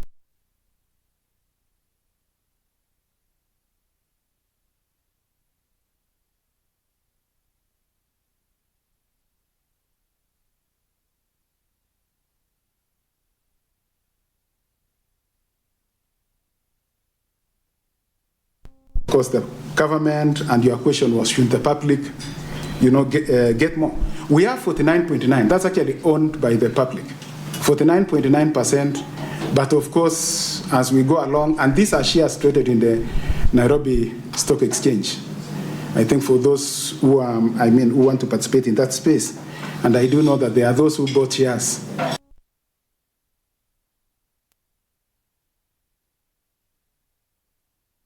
Around 7 shillings. So in a period of just less than, or just 1 year and a few months, someone who had invested 1.3 million could get back 7 million in just less than 1 year and a few months. Wanyama, you talked about the internship program was to attract and retain. I don't know where you got that idea it was to attract and retain, because I think the way we were implementing it, I don't know who informed you of that, because I think I'm the one actually who pushed that program, because we wanted, given the nature of our work, we wanted to bring in as many people. I do remember, in fact, telling HR, whoever requests for any internship in Kenya Power, by virtue of our size, let us give Kenyans an opportunity. And this was mainly, I think, as internship is defined, this is an opportunity for them to know what is happening in the company. And I've never, in fact, I think my communication to HR, whoever comes and requests for internship in the company, let's facilitate them. We are present in all the corners of this republic. But it was never with an intention to retain. This was an internship program. I don't know where that notion came from. On the biodata, I'm not sure whether this is actually accurate, but it's something that we can definitely establish and know what the issue is. But the internship program, it was never for attracting or retaining. It was just an issue of us giving opportunities to Kenyans. And a number of them, by the way, I do remember even engaging, was it digital talent? And they told me, when they asked, they wrote to us, and they said, KPLC, how many can you absorb? My question to them, how many do you have? I'm willing to absorb all of them. EBK, they told me, I don't know, they have how many engineers, how many can you absorb? And my response to all of them, how many do you have? If they don't have other places, bring them over. So that has always been our position, and it's really to give Kenyans an opportunity. But possibly some of them, when they get that opportunity, they think there is a promise of employment. Internship has no promise of employment. It's just a question of giving Kenyans an opportunity. Thank you. I think I've finished the first round of questions. On the system losses, this is, again, it comes down to what I mentioned before. Maybe for the non-engineers, let me put it this way. The reason why the sector is structured the way it is, where you have generation, transmission, and distribution, is for this reason. Whenever you are carrying power over a long distance, the losses is dependent on the voltage that you are carrying. Let me give you an illustration, and I'll give you a live illustration. The power that we are now picking, or even why it has increased, the power that we are picking from Ethiopia, I think the loss is about, is it around 3%? Yeah, it's around 3%. So the moment we introduced Ethiopia to bring us power, already in itself you have allowed 3% of 200 megawatts as losses. Now, suppose you have an infrastructure which is carrying power over a long distance, and you are using a low or a lower voltage. In simple terms, if I am losing, assume I'm losing 10 megawatts. Let me just use that for illustration. Or let me use 16 megawatts. Assume I'm losing 16 megawatts. The line I'm using is 33 kilovolts. If it is 33 kilovolts, and that's a medium voltage level that we are using, and I'm losing 16 megawatts, that means if I used a 66 kV line, exactly the same, without changing anything, the conductors are the same, that is if it can support, the infrastructure is the same, the losses will reduce to a quarter of that. So from I move it to 66, in losing 16, lose 4. Are we together? Now, if I again moved it from 66 to 132, it will again reduce to a quarter. So I will be losing, if I now used 132, I will be losing 1 megawatt. Are we together? Now, so what is the issue in Kenya? The issue in Kenya is we have so many medium voltage lines which are doing the work of transmission.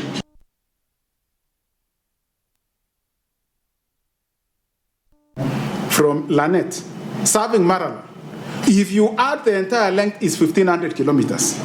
You can never go 1,500 kilometers on that 3 kV line. But why is that the case? Transmission is not there. So the moment, the key to reducing, one of the critical keys of reducing our transmission, or rather our total losses, is to introduce more transmission lines. And that might explain, and really this information is very useful.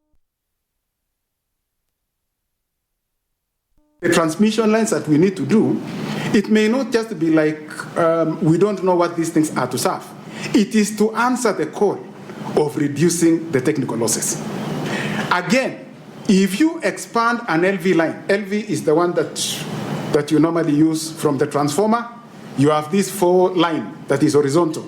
Is it? No, that is vertical. That is an LV line. The longer it is, the more the losses. And if you look at where we were those few years. So what is the solution? The solution, we need more transmission lines so that we retire the medium voltage lines which are doing the work of transmission. Number 2, we do also have another aspect of these losses, which is commercial.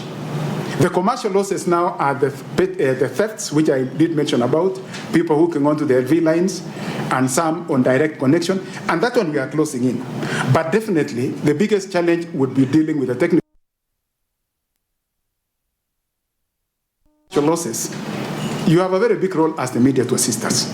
We can assist us to change the Kenyan culture so that they don't, those who are still keen on getting free things, direct connection, and doing illegalities, and some of this transformer vandalism and the likes, is actually reduced.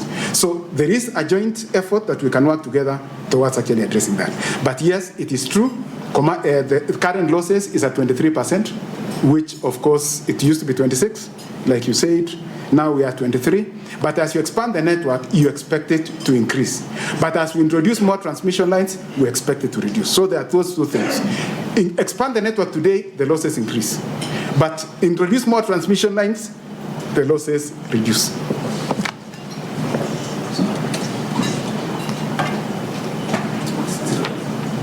Thank you, Bona CEO. I think we're going to take another round of 5.